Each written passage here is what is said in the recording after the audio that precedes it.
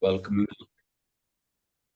I'm welcoming you all to this session on supply chain management, Oracle Fusion. We're going to talk a lot about some of the AI elements, since most of you seem like you are from the industry.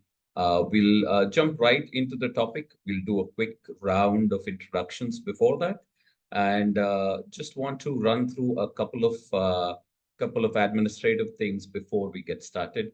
So you all are currently joining on mute. So if you have a particular question, you can raise your hand and we'll send you a prompt to unmute yourself. It'll also be great if you can put in the chat where you are attending from.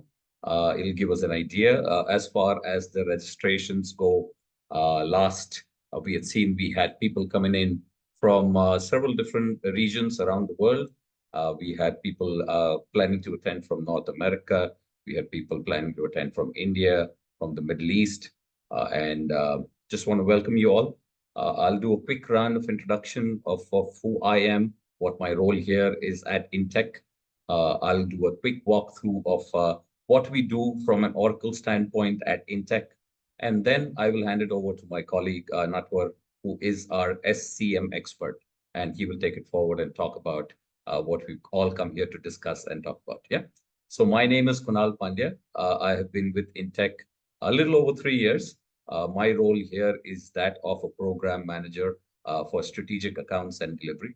I also take care of our largest relationship globally for Intech and Oracle, and one of our clients that is an enterprise client. I also have a portfolio of few of the projects under my name from an Intech standpoint. An overall scale, if I have to talk about my experience, you can call me a jack of all. I've worked in several different industries, 20 plus years of experience in the US and in India. I started my career out with payments. I worked in banking and financial services. I worked in healthcare. I worked in government infrastructure, e-commerce, customs, and now I'm in Oracle. So that's just giving you an idea of the different industries I've been part of. And that's why I think I'm fitting into Oracle Fusion program delivery and product development very quickly. Yeah. So that's a quick introduction. My end, Natwar, who's my co-speaker on this particular call. Natwar, did you want to quickly introduce yourself, please? Yeah, sure. Thanks, Kunal. Hi, good evening, good afternoon, good morning, everyone, based on which your location and the time zone that you are joining. And myself, Natwar, I have almost 13 years of experience as Oracle supply chain management consultant. I started my career as a Oracle EBS consultant and then worked there for almost 3 years in the EBS 11i modules. And then since almost last 10 years, I'm working in Oracle Fusion as a Oracle Fusion SCM consultant and further moving to other roles like solution architect and SMEs here. I worked with Oracle for almost 8 years, and I've been working with Intech now since almost 3 years as a SME for Oracle Fusion SCM.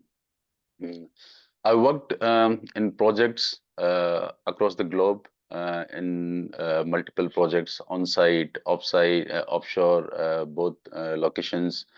And I worked in projects, I implemented Oracle Fusion in organizations or companies across the domains, like I worked with the defense organizations, pharmaceutical organizations, hospitals, banking, insurance. So I worked with these kind of organizations and implemented Oracle Fusion supply chain modules there. So yeah, thank you and welcome to the webinar session. We'll further speak once Kunal is done with that. Yeah, thanks. All right, wonderful. Thank you so much, Natwar. So without further ado, let me just get into who Intech is, what we do, and I will take about 5 minutes of that time, and then I will hand it over to Natwar to talk a little more about supply chain and what we've all gathered here for, right? So moving on, Intech has been at the forefront of Oracle Fusion. Just one moment, some technical difficulties here.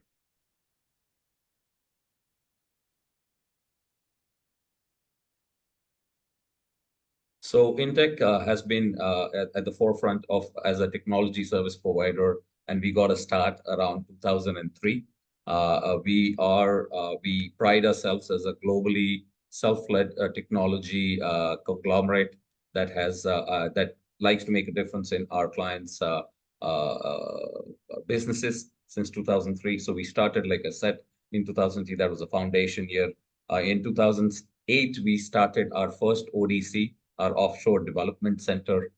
In 2011, we launched our first product in the logistics area, in the ports and terminals area as well. In 2013, we crossed the mark of 100 employees and started an office in Hong Kong. Completing 10 years in 2018, we had over 200 professionals, and we started our US offices as well. By 2019, we are leading a consortium of companies with a total of over 500 employees. And by 2024 and 2025, we've had about 5x growth in the top line. That's demonstrated by our ability to work with people on a regular basis, ability to listen to our clients, provide the thought leadership that is required in the market, not only from an Oracle standpoint, but as a holistic technology provider as well. One of the things that we very well pride ourselves in is in our core values of integrity, authenticity, quality, causality, quality, agility, and people centricity. We operate from these 7 values, and that's what we bring to the table from our clients, for our clients as well, right?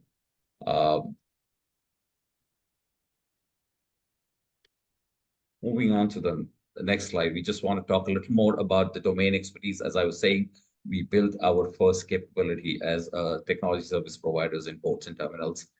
We have solid domain experience and expertise in ports and terminals, of course, supply chain and logistics, retail and e-commerce, manufacturing, and the service sector.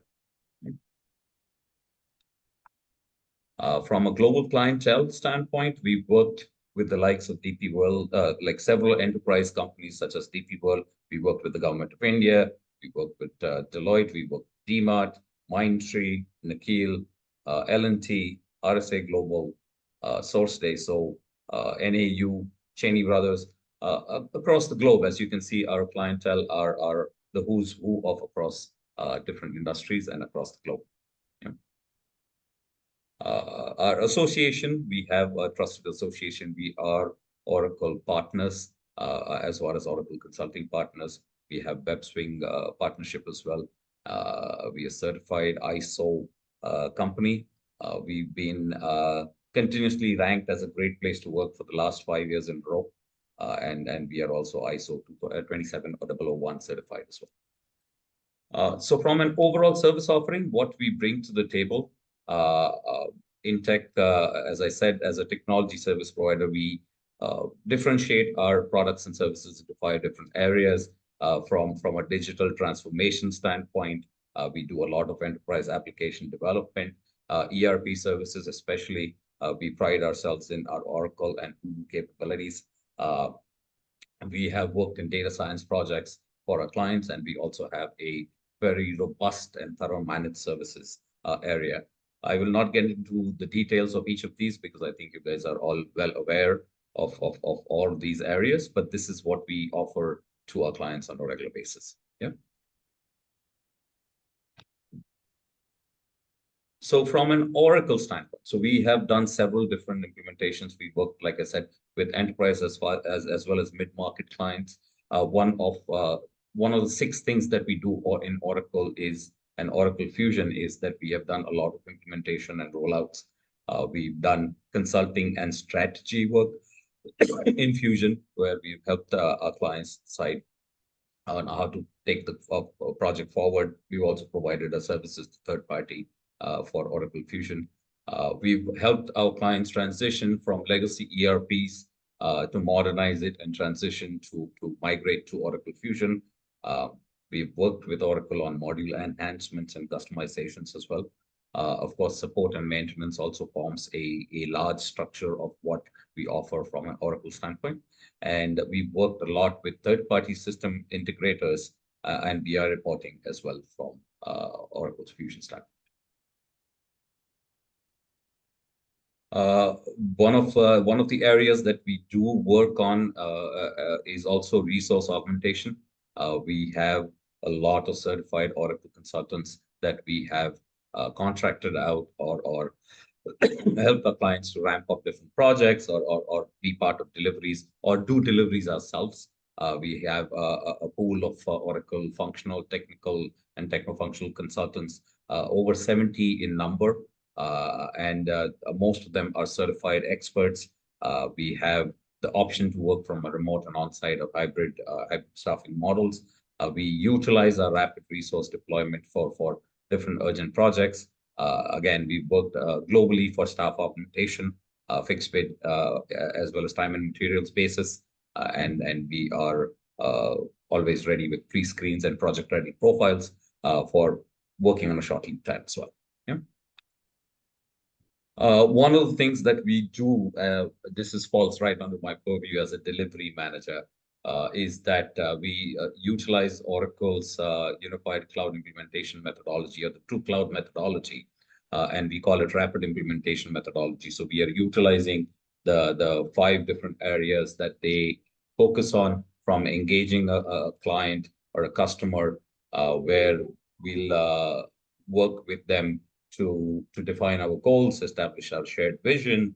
We'll build the high-level scopes. We'll build the success criteria and key milestones for the project, and get the initial plan ready in the engaged part of the project.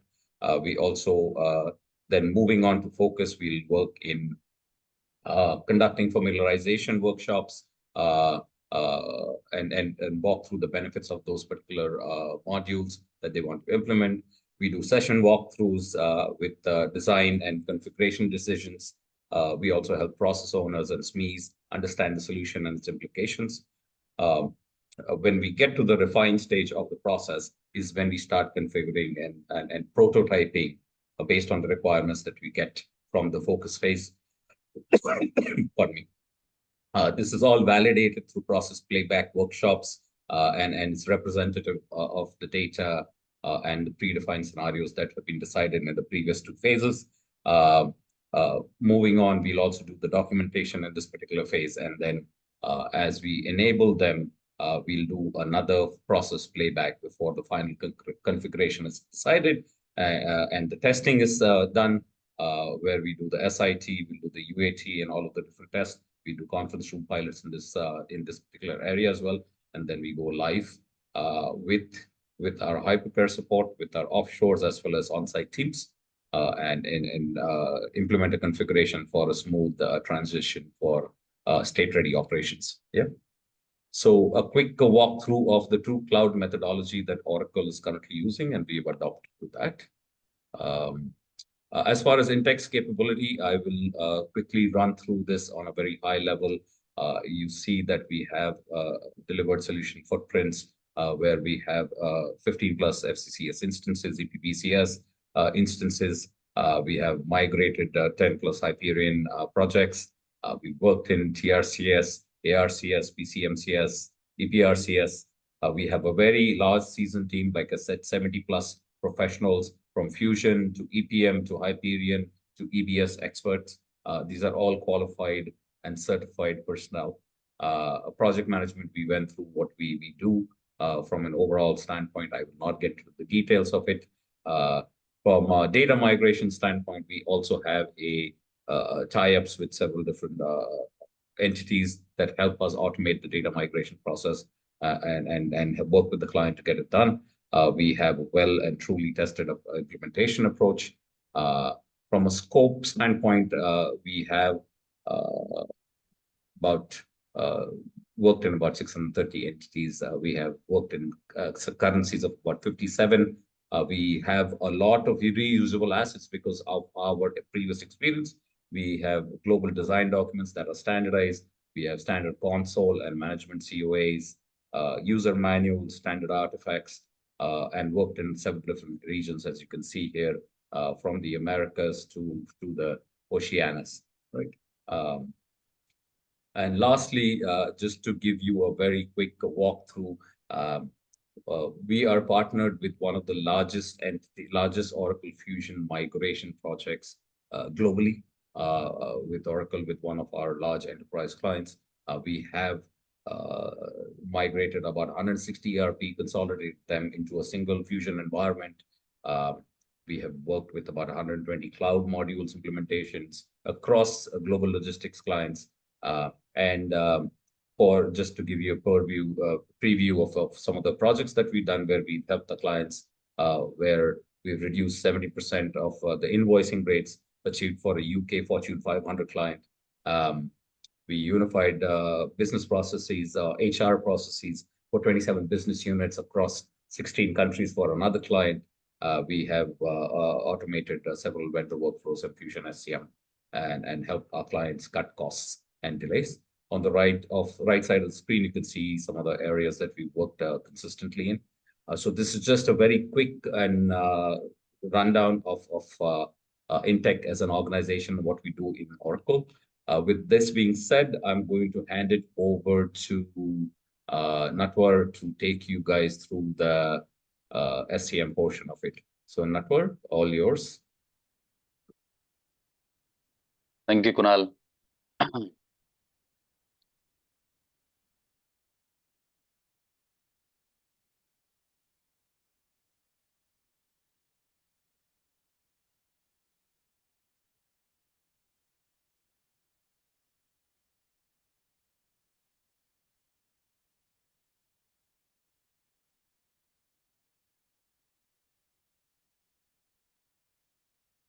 Just a minute. Okay. I hope my screen is visible to everyone. Yes, we can see it, Natwar. Yeah. Okay. Okay. Welcome again, everyone. So today, in the coming session, we'll be discussing about the being future ready with the AI-driven Oracle Fusion supply chain. Okay. So the agenda. Sorry, one second.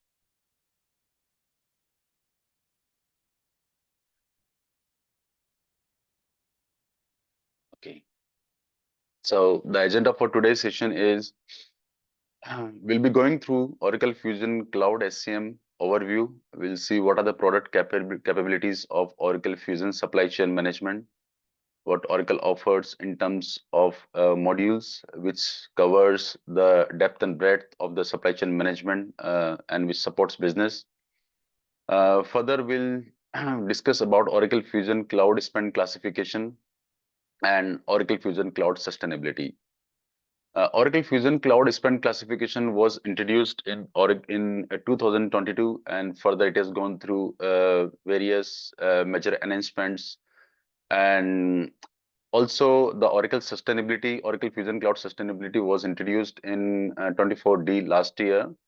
And now both of these modules are one of the base or one of the most demanding modules, I would say, which helps organizations in getting visibility across the spend in the organization, as well as now sustainability is one of the modules which helps organizations in attaining their sustainability goals. It tracks the sustainability activities, the CO2 emissions, as well as the other gases emissions or CO2 equivalent emissions it tracks. And also there is a lot of AI features or AI flavor in both of these modules. It utilizes a lot of AI functionalities and machine learning functionalities. So we will discuss in detail how AI helps in spend classification how AI helps in spend classifications of organization data, and how AI helps the product in enhancing its capability. And the same applies for Oracle Fusion Cloud Sustainability. In sustainability also, we'll see how AI in the machine learning helps the module and helps organizations get a more clarity on the sustainability data that is there in the organization. Okay, so starting with Oracle Fusion Cloud overview, or Oracle Fusion Supply Chain Cloud overview. So on the left-hand side, you see that these are the processes which are covered by Oracle Fusion Supply Chain Management modules. That is ideate to commercialize, source to settle, order to cash, plan to produce, and maintain to optimize. If we talk about the first, ideate to commercialize, it involves the process of the product innovation, the product development, as well as the product management, and further the commercialization of the product. So the modules which Oracle Fusion provide are innovation management, project management, and product development for the development of the product, and then we have product hub for the commercialization. So these modules cover this ideate to commercialize process in Oracle Fusion supply chain. Moving next, source to settle, which covers mainly the procurement part, that is starting from the demand creation till the settlement of payments to the suppliers.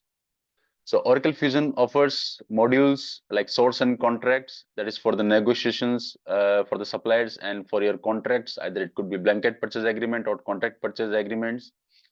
And as well as it offers also the modules like supply qualification management, which and this module is can be utilized for qualifying your suppliers, existing suppliers in the database, as well as your newly registered suppliers. Then we have purchasing modules, which covers the purchase orders and managing of purchase order areas. Then further we have self-service procurement as well as the supplier portal, self-service supplier portal. Now supplier can log in into the supplier portal and Oracle Fusion supplier portal and submit their invoices, submit their advance shipment notices, as well as they can reply on the messages, they can communicate to the organizations. That is everything is controlled through the application, so that doesn't need to go through the to the emails or any external communication out of the system. And then at the last, it's the payables, that is the making payment to the supplier. So the source to settle process covers the whole procurement cycle. Then we have order to cash, which covers the sales part into the system. That is, which starts from the creation of sales orders and until the delivery of the sales orders to the customers. So the order management module is used to capture sales order in the system. And then we have configurator and global order promisings. These modules are used to control the sales process as well as to customize the sales process.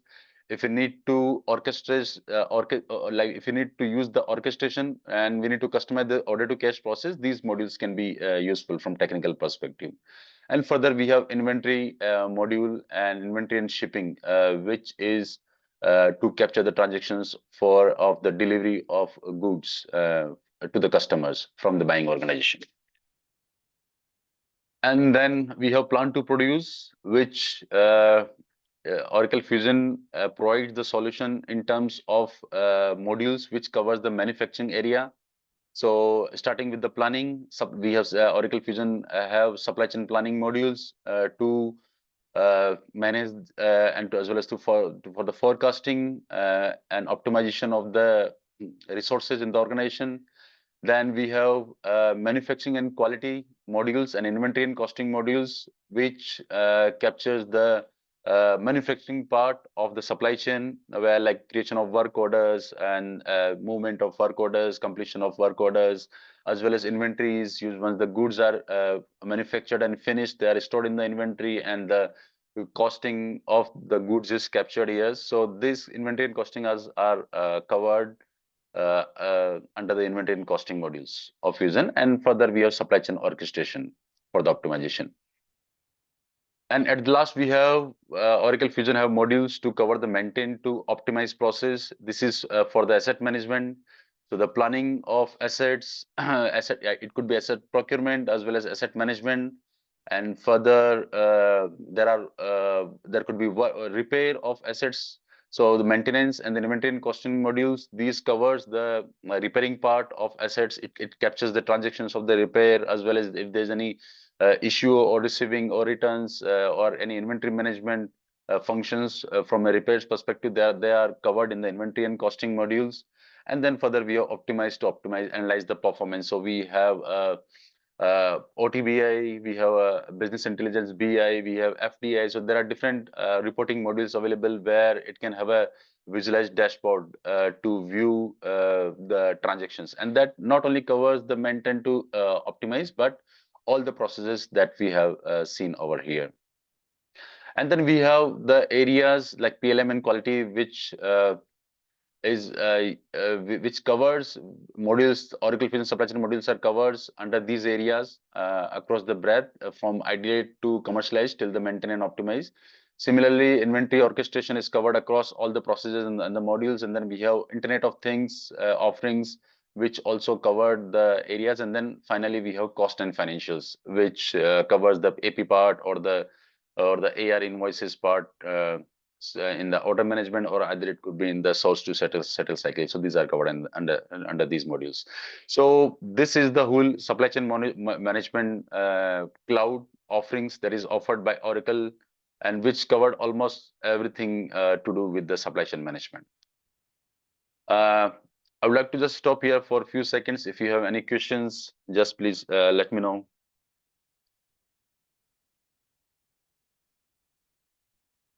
I think we had a question from Donna, but you already answered that, Nakor. Okay, fine. Yeah. I think we can move on and we take questions after Okay. Yeah, thank you. Sure, yes. Okay, thank you. Now coming to spend classification. So what is spend classification in an organization? Organization is buying and procuring a lot of goods and services from the suppliers. But when it comes to tracking that which goods which we are buying from which suppliers, what are the category of items that we are buying, how many we are spending on our IT purchases, or how many we are spending on the marketing expenses in our organizations, or which department is spending on the marketing and advertisement expenses most, okay, or we want to see what are the top suppliers in our organizations. So all this, the visibility, this kind of visibility in organizations is not captured very well by the ERP systems.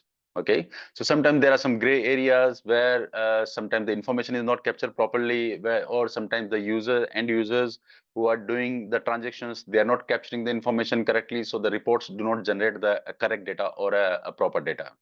Okay, so Oracle offers this spend classification module, and this spend classification module in Oracle Fusion utilizes the artificial intelligence and mainly the machine learning part of it. So the AI technology is used, and this technology is used to update the miscategorized spend details.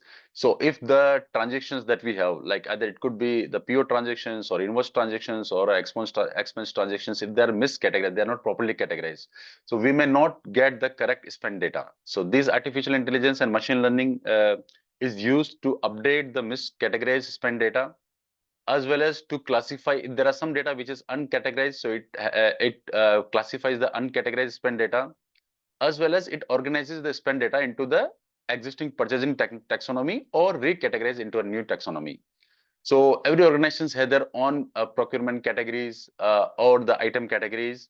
So if you want to utilize the same categories for classifying your spend data, you can do that. Or if you want to use some international standards, like if you want to use some UNSPC structures or any other international structures for your spend classification, you can use those custom taxonomies. So it's a bit of a flexible in nature in terms of using taxonomies. Okay, sorry.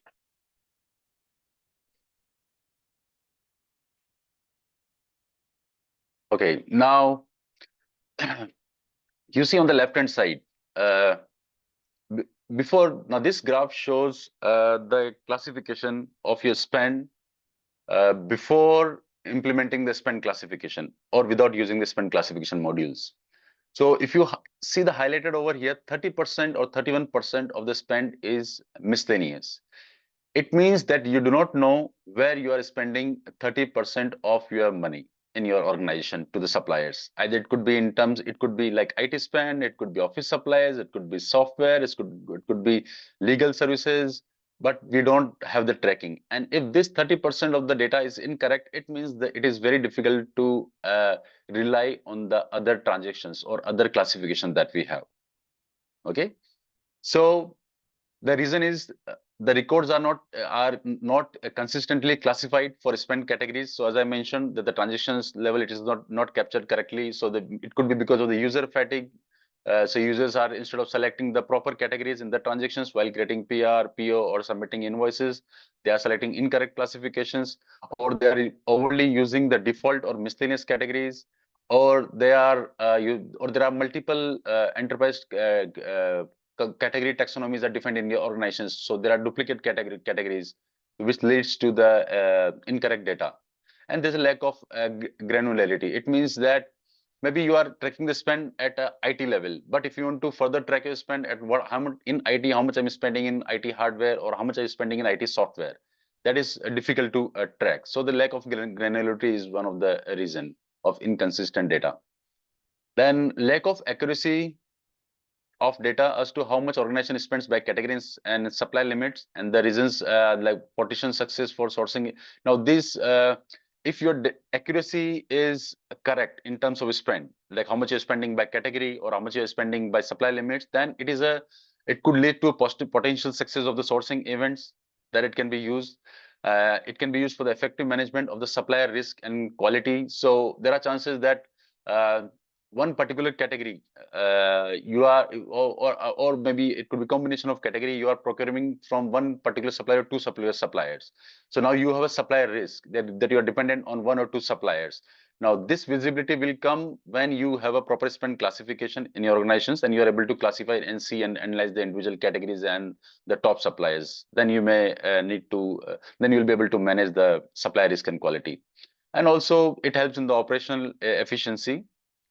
And the next one is the structural barriers. So even spend categorized with the purchasing can defy the consolidation. So you may be using the classification or spend classification based on the purchasing, like maybe on the purchase orders, but there's no any holistic view that maybe what are the non-PO spend, what is the PO spend that you have.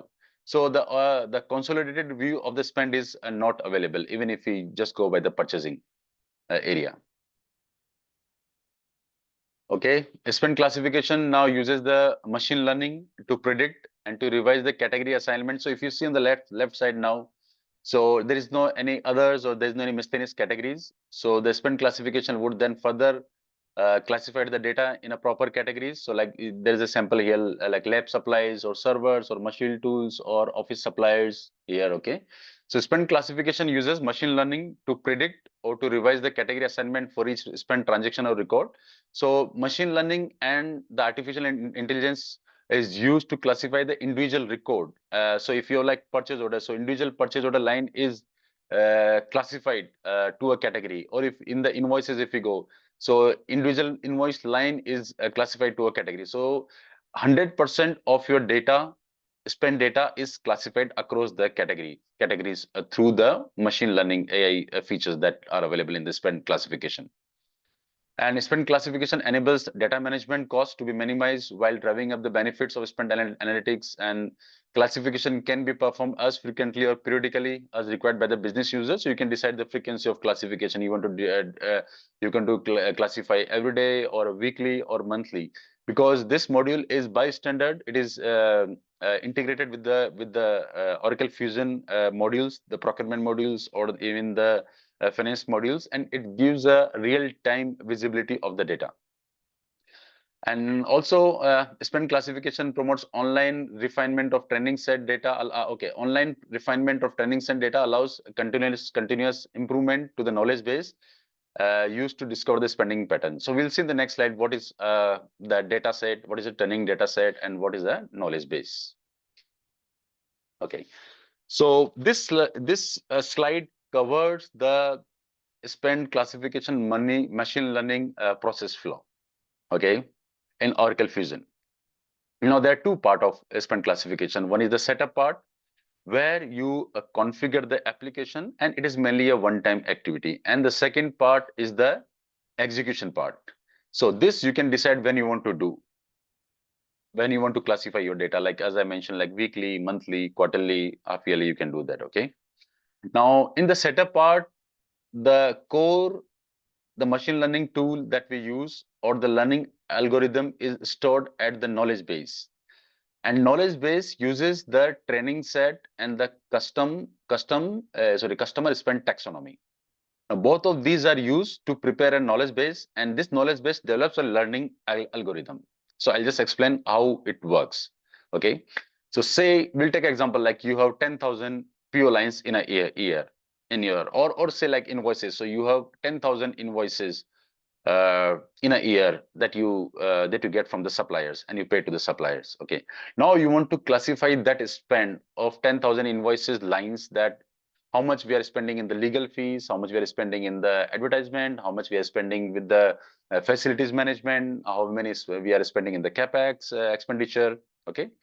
So what you do is out of those 10,000, you take a sample of say like 5%. That is almost like 500 transactions. You'll take the 500 transactions and you'll prepare a taxonomy. Now this taxonomy is the category structures that you have. You can follow your organization taxonomy as well as you can follow your UNSPC standards. Okay. Now these 500 transactions, you will classify based on the taxonomy. So this out of these 500 transactions, like 50 transactions are for the facilities, you're classified. 70 transactions you're classified for the advertisement and some for the marketing, and in like this you've done this. Okay. Now you classified those 5% data with the taxonomy, and then you link that with the knowledge base. Now knowledge base would develop it's a machine learning algorithm, so it will develop a pattern based on what training set has been given and what is the taxonomy has been provided.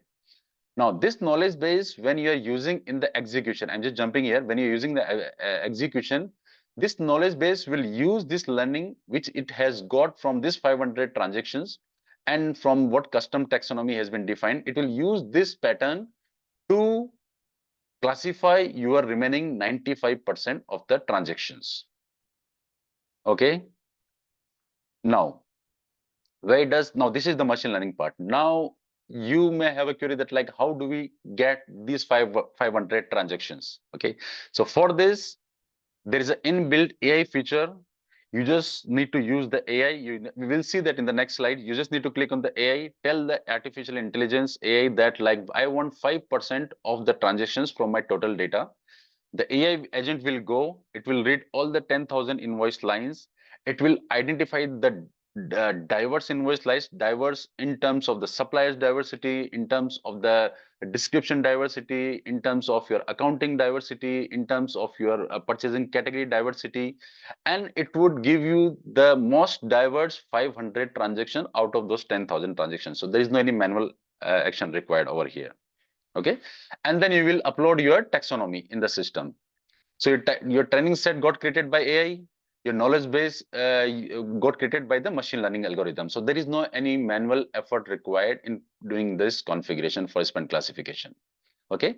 Now coming to the execution part. So the data set, it could be a financial cloud data set, it could be invoice data, it could be the PO data, it could be PR data, or it could be expense data, which is uncategorized spend data and or miscategorized spend data. So now spend classification module will use this knowledge based algorithm, and it will use the business rule if you define, and it will classify the remaining 95% of your spend data with the category predictions. You have an option that even though we have used AI for the training set, we have used the machine learning for the knowledge base, but still you have an option where if you want to further refine, it is chances that the system has given some like 1 out of 100%, 2%, 3% incorrectly it is classified. Okay. So you can find out those 2% with the low confidence. System will tell you which is the high confidence data, which has been done by system, which is medium confidence, which is low confidence. You can take the low confidence data, and then you can reclassify them and then further put them in the training set and give you a knowledge base.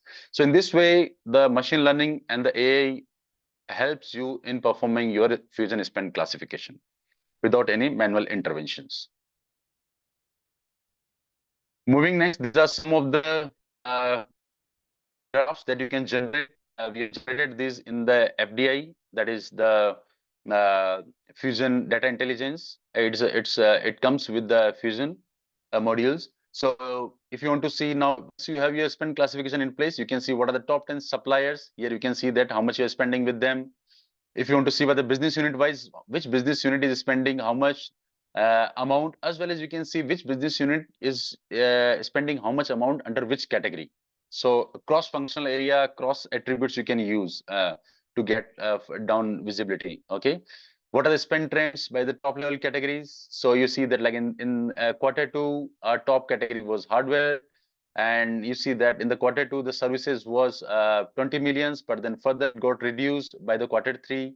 So you will be able to see what are your top spending categories.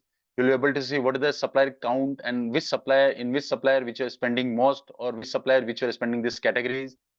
You can see contract spend, what is the off contract spend, and you can see that the categories, what are the contract and off contract spend.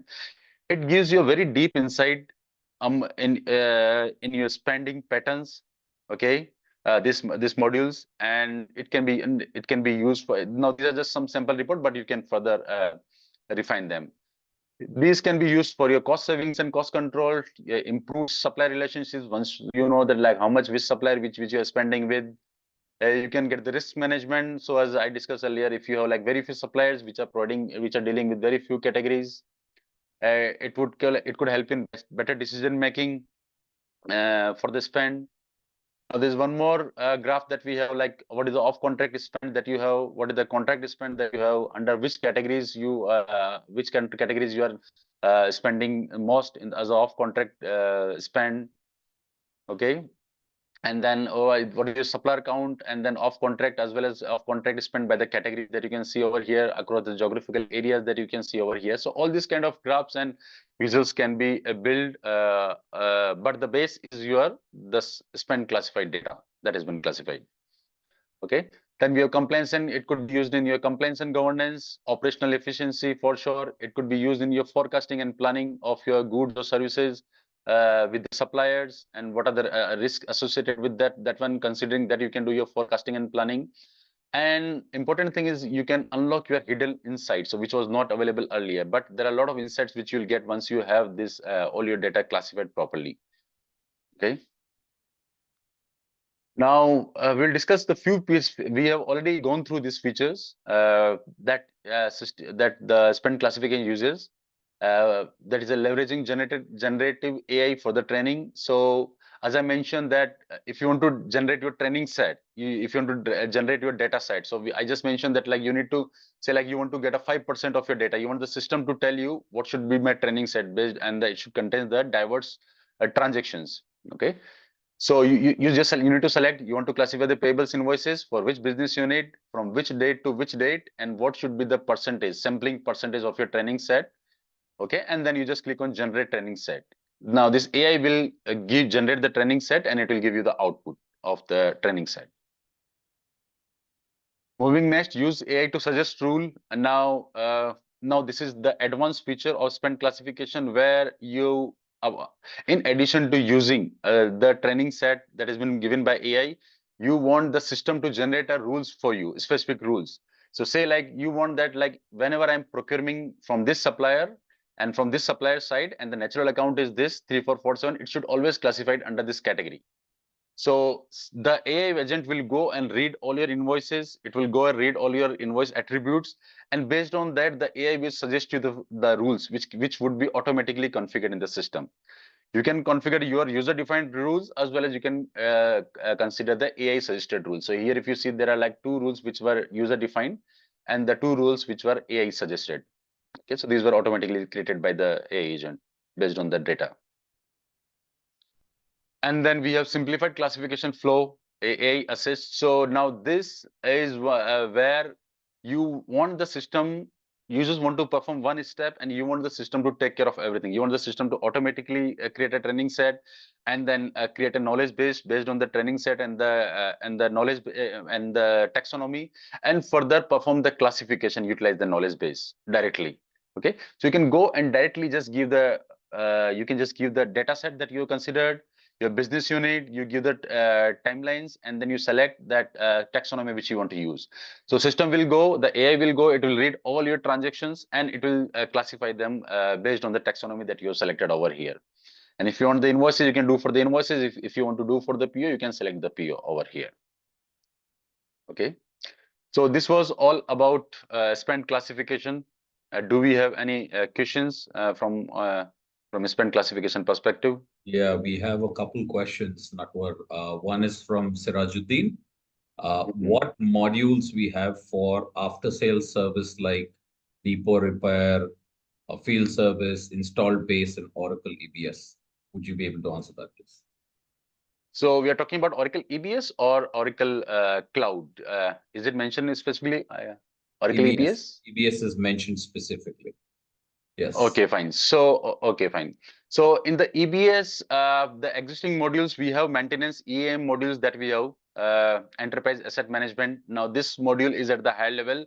It gives you, now under this, there are sub modules and under the like EAM modules, which is used to manage your assets, your asset maintenance, creation of your request, work request, completion of your work request, and asset management in total. And then also there is a field service management modules where like the field service representatives who can go to the asset, who can go to the assets and directly through the assets.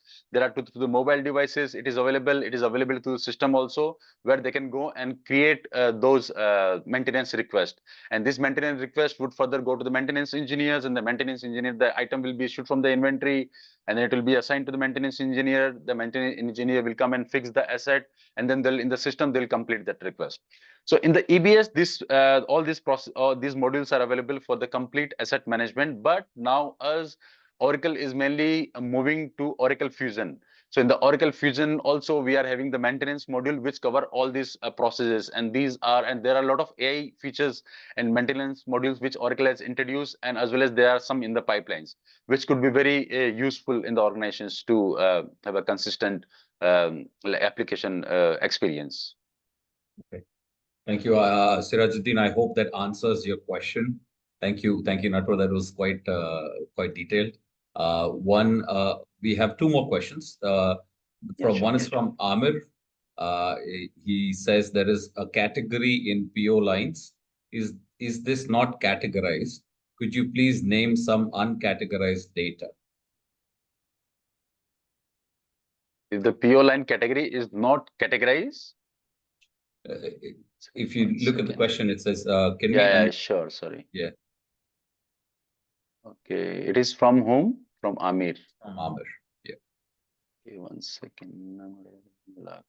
This is related to spend. Amir, Dubai. Okay. And then we have Sirajuddin. Sorry, I'm not able to find the question, but can you just please repeat once again? Sure. Kunal, If you go to, can you go to Q&A at the bottom, where you see 3? Just a second. Okay, let's do this. Yeah, you can repeat. You can just repeat the question, Kunal. Yeah. I'll try to answer that. There is a category in PO lines. Is this not categorized? Could you please name some uncategorized data? And he says it is related to spend. Okay, fine. I'll try to answer this. So we have a categories in place. Okay, so first of all, on the purchase order, it is mandatory to give a purchasing category at the line level. Okay, so each of your PO line would have a purchasing category for sure. Now, there are chances, there could be two issues. One is, as I mentioned, like maybe user fatigue, where the users have categorized the transactions. They've selected, instead of selecting a proper category, they have selected miscellaneous, or they just selected the others in the category. Okay. Or there are chances that there are some duplicate categories. So for example, you have like laptop, and you have like notebook computer. These are two categories. Now these are kind of duplicate, where you can say like because laptop and notebook computer is the same. Okay. So user have selected laptop instead of notebook computer, or vice versa. Okay. So there are two cases where user can select it. Okay. So these are miscategorization. Now what spend classification does is that like it doesn't go and change the existing categorization structure on the transactions. Okay. On top of that, we can define our own category structure, a more refined one, a category structure, or if your category structure is already refined one, you can use that category structure. And that category structure, that spend classification module, the AI will go and read that PO description, item description, and it will identify that like, no, this is not a miscellaneous category. It should be classified under IT hardware. Okay. So the spend, even though you are end users or the business user have selected an incorrect category in the transactions, the AI agent, it goes and classify that under the proper category, and also it will give you further that like how much was the spend on that, and then on top of that you can build the reports. Okay. So the spend classification module work on your existing on top of your existing procurement modules, and it gives you a clear visibility of your spend, but it doesn't go and update your existing categories or existing transactions. I hope that answers your question, Amir. Okay. We have a couple more quick questions uh, from, yeah, Amir says it's perfect. Thank you, Amir. Thank you for the feedback. We have a question from Shweta. Can we import non-fusion data in the spend classification and sustainability? Yeah, it's a very good question. So yes, we can sure import the non-fusion data also. So the Oracle provides the functionality that like we can use the FBDA templates. FBDAs are the Excel-based templates which can be filled by the non-fusion data, and then we can import, and then the same data can be used for the reports and for the dashboards. As well as we have OIC, that is Oracle Integration Cloud, where we can integrate our Oracle application with any third-party application and get the data from those applications and classify the data. So yes, we can import the data from third-party applications. All right, and I'll give you one last question in the interest of time. How can we add, this is from Shivam, how can we add custom AI machine learning algorithms? His example is, let's say we want to add ML regression or dense forest algo for filtering out best supplier based on KPI, like delivery date, item quality, and all. How can we have this in Oracle Fusion? Okay, so the AI features that Oracle offers, those are inbuilt AI features. Okay, and Oracle utilize the best technology which is available in the market right now. Okay, for its machine learning tools as well as for the AI, and all of these are the trademarks. All of these are like intellectual properties of Oracle, where Oracle has registered themselves. Fine. So this gives a confidence on the AI capabilities offered by the Oracle. Okay. Second thing is that we Oracle, apart from the AI, also as I mentioned, we can define our own rules. So there is a business rules which are available. On top of AI, we can define our business rules, which as I mentioned, like if you want to categorize some specific suppliers into some specific categories, or if you want to use any accounting attributes to classify, we can use that and develop our own business rule. These business rules, it works on top of the AI or the machine learning platform that we have. Okay, second thing. Third thing is that now Oracle has introduced the AI Agent Studio. It has been introduced in the recent release 25B, and that AI Agent Studio, you can develop your own AI agents. Okay, across the application, you can develop your own coding. You can develop your own algorithms on top of what has been provided by the Oracle Fusion standard AI features. I hope that answered the questions. Yeah, I think so. So Natwar, just to do, Shivam says yes. Thank you so much, Shivam. Just a quick time check. We have about 7 minutes left, so we can continue with the content for now. Yeah, thank you. Okay, thank you. So now moving next to the Oracle Fusion Cloud sustainability. So what Oracle Fusion Cloud sustainability does is in your organizations nowadays, like even the government authorities or even the investors, they are asking how much CO2 you are producing or how much is CO2 equivalent you are producing in the environment. Okay, you are producing means what are the activities that you are producing. Okay, so now organizations want to capture their carbon emissions. It could be carbon emissions or carbon equivalent emissions or other like nitrous oxide or greenhouse gas emissions. They want to capture in the system, and they want to have reports in place for these ones, so they can show to the authorities, they can show to the investors, as well as they can work with the suppliers, and they can help in reducing their emissions. carbon emissions in the organizations. Okay. Now, Oracle Fusion Cloud Sustainability provides a platform, a module where you can capture your sustainability emissions. You can capture your emissions factors. You can capture your emission activities in the system itself. Okay. So Oracle Fusion Cloud Sustainability provides a flexible framework where you can define your sustainability activities. When I say sustainability activities, means that like where the emission is getting generated, like how much, if you're doing any, you are having any running assets, okay, and which is running on fuels, how much CO2 it is generating, or if you are generating, if you are procuring some goods or services from the suppliers, so this procurement, how much carbon dioxide equivalent it's generating. So if you want to capture all of this in the system, Oracle Fusion Cloud Sustainability provides a flexible framework for capturing the activities and the attributes for the activities. There are AI and machine learning agents available, which helps in the automatic data collection. So you don't need to go and manually collect the data. You can get the AI and the machine learning would help you in collecting the data from the Oracle Fusion application. And emission factor management, you can manage your emission factor mapping. So you can decide that like my marketing expenses are like $1 of marketing expenses generating 0.25 kg of CO2 equivalent. Maybe you're buying of the facilities management services that you're getting from the suppliers. Maybe it is generating 0.75 CO2, one USD equals to 0.75 CO2 equivalent of emissions it is generating. Okay, so these are called the emission factor mappings, which depends upon attributes or categories to categories. So you can manage your emission factor mappings in the application, and then further you can post all your sustainability transactions into the sustainability ledger.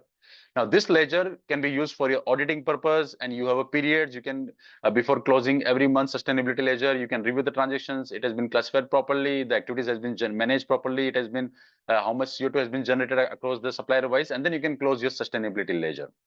Okay, so these are the four major functionalities under these modules which helps you in managing the sustainability in Oracle Fusion Cloud applications.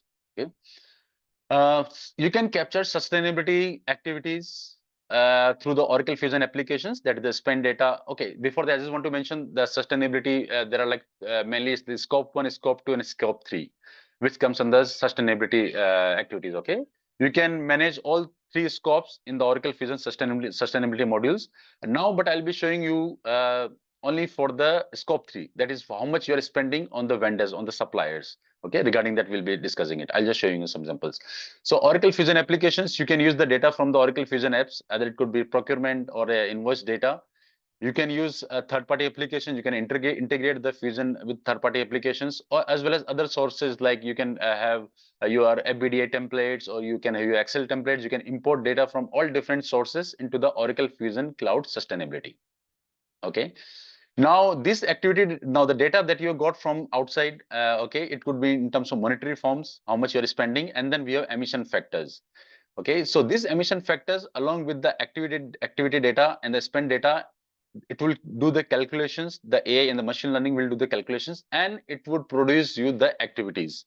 How much activity is generating how much CO2 emissions or equivalent emissions, mainly for the scope 3 data.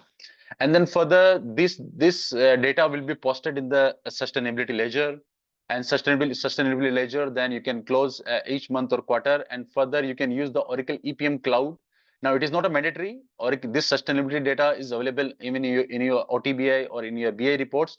But if you want to use EPM modules, which can give you exhaustive and a consolidated view and graphs and charts of your sustainability activities. This can be used by the business operations, by the finance, and for the sustainability controllers and the stakeholders.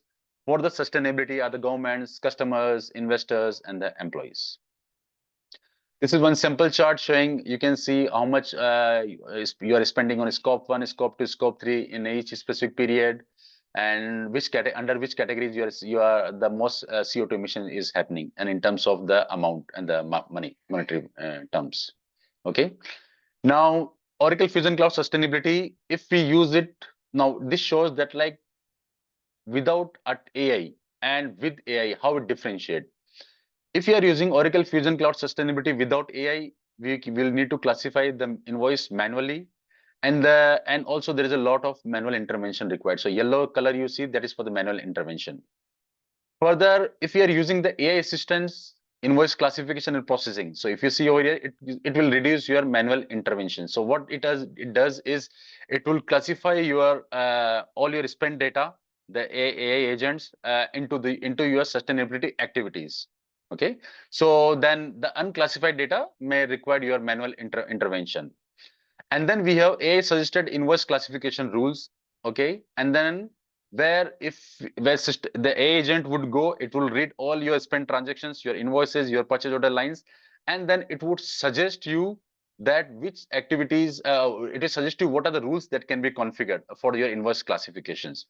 So further, it will reduce your manual intervention. Okay, because you are having your AI generated a invoice classification rule. And then if you're using both, that is, you are using the AI suggested inverse classification rule as well as your AI assisted processing. If you're using them as a combined, your manual intervention would significantly be reduced. Okay, and AI could help you in generating your sustainability activities, and you may need a very less manual intervention in generating your sustainability. With this, I end this presentation. I think we are almost done at the exact time. Do we have, like, if you have any questions, we can discuss that questions. Yeah, I Have think any, yeah. Natwar, we can extend for another 5 minutes if everybody's agreeable. And if you have any specific questions, we'd like to take them at this time. Thank you for being patient and staying on for an additional 5 minutes.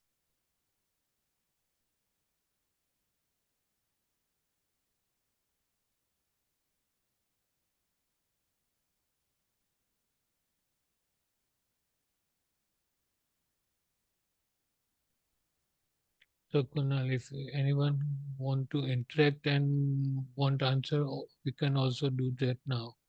We can send them unmute prompt. Yeah, just raise your hands and we'll send you an unmute prompt if you have any specific conversation that you'd like to have with Natwar or I.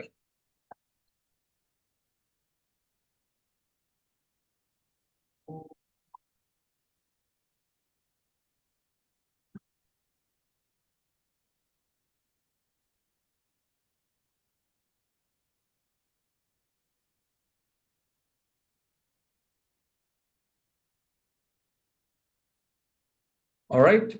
I think we have answered a few questions along the way, and I just want to take a moment here to appreciate all of you joining us for this particular informative session that Natwar has provided today for us. And if you have any questions beyond the realm of this particular webinar, feel free to get in touch with us. We'll be happy to answer them and then have a conversation with you outside of this formalized structure.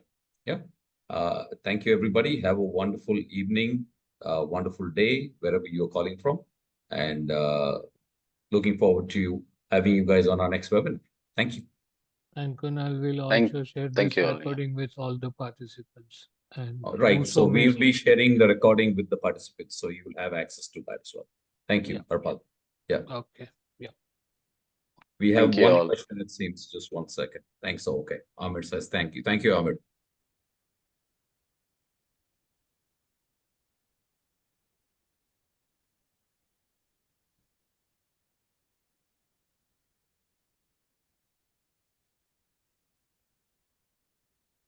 Thank you, Dahlia.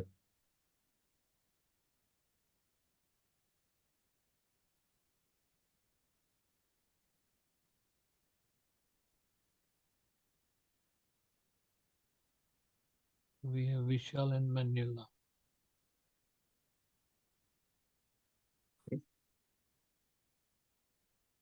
Thank you, Vishal. Thank you, Manuela.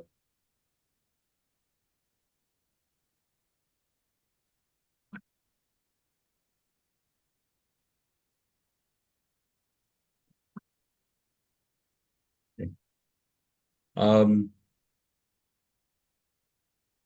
we stop recording, Harpal? Thank you. We have Manuela still here, so it's if she wants anything, go. Just a minute. I'm sending the prompt. Okay. Yeah. Hi, Manuela. Did you have a specific question that we can address? Not really, just Well, will go back again with the videos and then see if there's anything that I can actually grab and then use for my future work. Sure. Thank you. Thank you. I know you were one of the first joiners. Thank you for staying on till the end. And if you have any questions, happy to address them after the fact as well. Yeah. Yeah. Sorry. Thank you. Yeah, thank you. Thank you. Bye-bye.